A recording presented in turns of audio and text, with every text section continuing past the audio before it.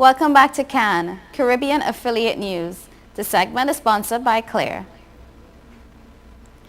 Venezuela's President Nicolas Maduro and St. Vincent and the Grenadines Prime Minister Dr. Raúl González arrived in Cuba Thursday for a brief visit. Dominica Prime Minister Roosevelt Skerrit and the St. Lucia Prime Minister Dr. Kenny Anthony are also on hand. The two were in Cuba for the country's ceremonies to mark the 60th anniversary of the events that led to the beginning of the Cuban Revolution led by Fidel Castro on July 26, 1953. During the beginning of his visit, Maduro met with Bruno Rodriguez Parilla, Cuba's foreign minister. Maduro was joined by officials from Venezuela's Communist Party and its United Socialist Party, along with Foreign Minister Elias War.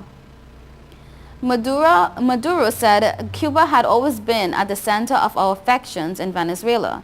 González said the bonds of friendship and the brotherhood with Cuba were stronger than ever.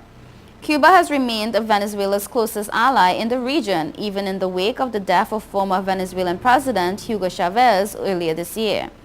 It's the second visit by Maduro to Cuba since taking office. He also visited Cuba at the end of April. St. Vincent is a member of the Venezuela-led ALBA alliance launched by Chavez. In Trinidad and Tobago, reports state that Western Division police have been placed on high alert following threats allegedly from a religious group. The officers reportedly received a message from the command center after 9 p.m. last night, warning of a possibility of an impending attack by the religious group. Police said the message they received from the Western Division headquarters at St. James Police Station. Senior officers advised that they should have a strong presence and be heavily armed. TNT Finder News has learned from sources that Acting Commissioner of Police Stephen Williams was immediately informed of the threat and held a meeting with senior police officials on this matter and other crime problems in the division at West End Police Station. Police sources said they did not receive backup from other divisions but have been on alert with the manpower available. Officers said they have received threats before. This development comes within days of the anniversary of the attempted coup in 1990 on July 27th. Contacted for comment, Deputy Commissioner of Police Mervyn Richardson said he could not confirm the report. The Guyana Leadership and Democracy Project, one designed to strengthen the functions of the National Assembly, was officially launched on Wednesday evening by the United States Agency for International Development-funded International Republican Institute. Chief of Party for LEAD, Glenn Bradbury, making his remarks, says the venue was Carroll Lodge in Georgetown. The aim of the venture is to create a better relationship between Guyana's parliamentarians and the members of the public, while maintaining a standard and professional structure. Spearheading the project is Chief of Party for LEAD, Glenn D. Bradbury. He has been a senior advisor to the Parliament of Canada for 20 years and has worked with other countries across the world. During his remarks, Bradbury said that he believes that the elected representatives in the National Assembly are capable of achieving beneficial national goals through commitment and energy. He says, and I quote, "Certainly their rationale and motivation remain mutually consistent, irrespective of their political allegiances, that being, to do all in their constitutional power to benefit the lives of the people of Guyana and serve those who have placed their faith in them." Bradbury, who has been in Guyana for just about a week, told reporters that during the course of next week, further meetings will be held with members of the government and opposition parties, respectively, on areas that they feel should be given priority. He said that before coming to Guyana, he studied the country well and has an idea of what needs to be addressed. He did not disclose those ideas, but noted the program will be geared towards what parliamentarians feel is best for the country. The LEAD project has a time span of about 2 years, Bradbury said. One of the main issues raised by these stakeholders was the hosting of local government elections. In this regard, Hard expressed hope that all the parties come together to approve the legislation and pave the way for elections this year. Opposition parliamentarians Kamraj Ramjatan and Joseph Harmon engaged U.S. Ambassador to Guyana, Brent Hart. Hart added that the U.S., through USAID, will immediately assist in the area of educating citizens in an effort to prepare them for the local government elections and renewed local governance.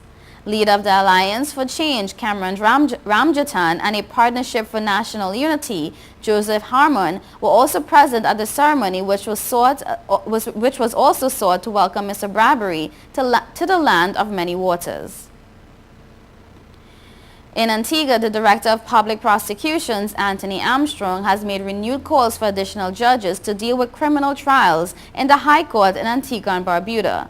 As it stands, there is only one criminal judge, Justice Keith Tom. The DPP was speaking at the close of the May Criminal Assizes yesterday when he outlined that trials are very detailed and time-consuming. Therefore, more judges are needed so criminal judges can sit simultaneously and multiple matters can be dispensed within a shorter time. From a standard list of 67 cases and a special list with an additional 15 matters, only 23 cases were completed in the sitting that commenced in May. Meantime, as he noted that the long hours on the bench takes a toll on one's health, Armstrong commended Justice Tom for his steadfastness to justice, despite being the only judge dealing with criminal trials and bail hearings all year round. The DPP then thanked the men and women who served as jurors. He encouraged the jurors to put into practice what they learned in court, that is to listen to both sides of the story before coming to a conclusion. The judge commended the court staff, attorneys, and police officers for their assistance during this sitting while making special mention of the media. He highlighted the importance of the press in disseminating accurate information to the public while covering the trials and noted that the first set of court records were compiled from reporters' work. You are watching Caribbean Affiliate News. Stay tuned.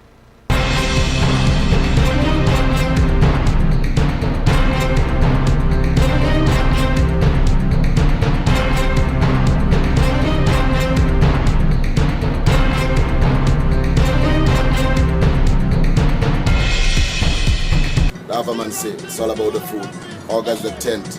Foreigners welcome to the land of oil dung. Beers and strong rum, girls hot and can done. Tell them it's how we there. Tell them it's how we there. Tell them it's how we there. Master we all and there. Tell them it's how we there. Tell them it's how we there. Tell them it's how we there.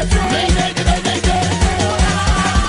When I'm drinking rum and I'm ringing iron, it's how we there. I'm beating bucket and It's all about the food. Oil Dung Fest, August 10th. Lapaman, I'm in the place. it's not me, it's you give me wrong. Over there started with a case of beer. The woman tell me we have to go somewhere. When Green call me, I tell me lava here. Hey, excuse me, if you see me smiling, that's 'cause I'm chilling on Total Caribbean Network.